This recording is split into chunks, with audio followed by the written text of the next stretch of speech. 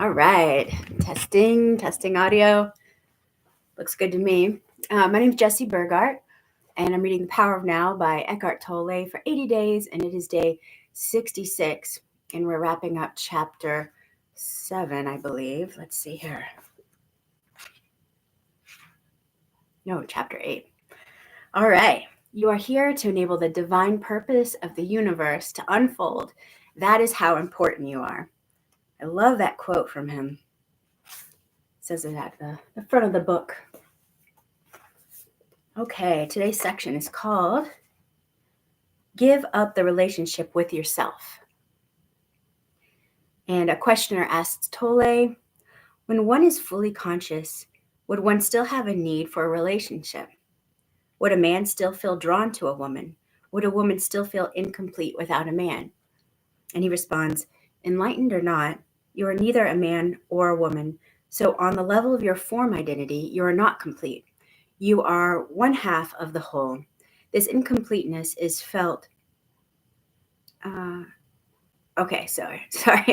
I messed up that first sentence.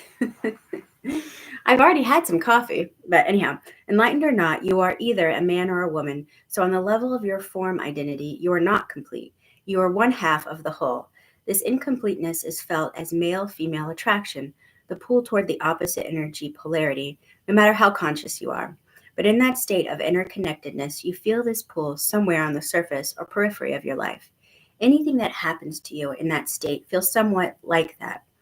The whole world seems like waves or ripples on the surface of a vast and deep ocean.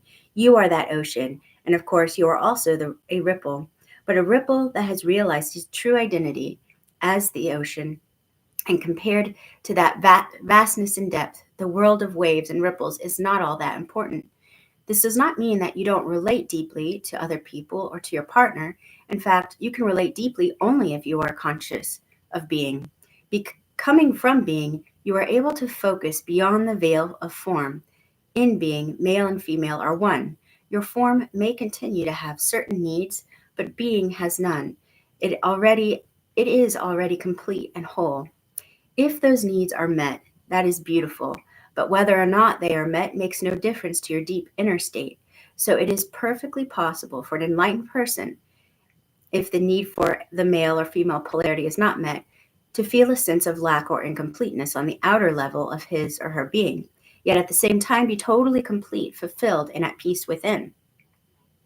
And then the questioner asks him again, in the quest for enlightenment, is being gay a help or hindrance, or does it not make a difference? And he responds, as you approach adulthood, uncertainty about your sexuality, followed by the realization that you are different from others, may force you to disidentify from socially conditioned patterns of thought and behavior. This will automatically raise your level of consciousness above that of the unconscious majority, whose members unquestioningly take on board all inherited patterns. In that respect, being gay can be a help.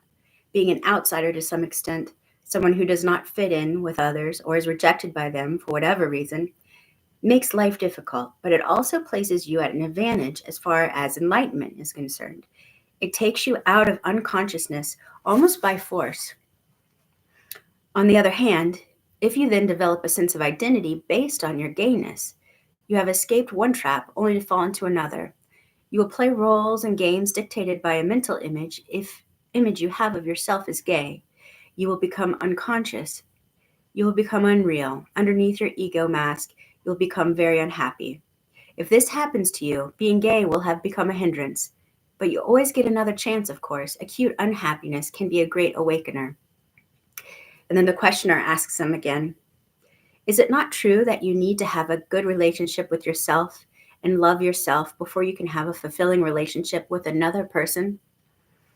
He says, if you cannot be at ease with yourself when you are alone, you will seek a relationship to cover up your unease. You can be sure that the unease will then reappear in some other form within the relationship, and you will probably hold your partner responsible for it.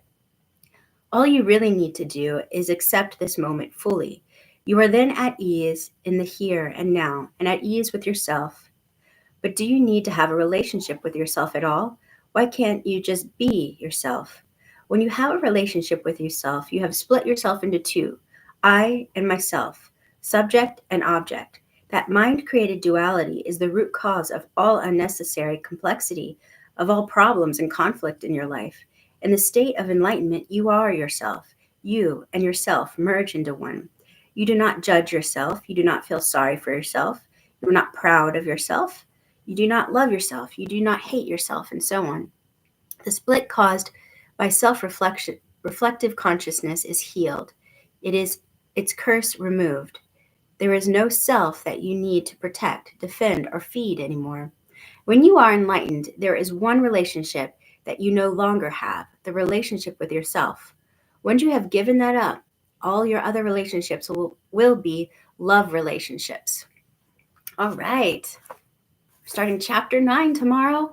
I hope to see you there. Take care. Ciao.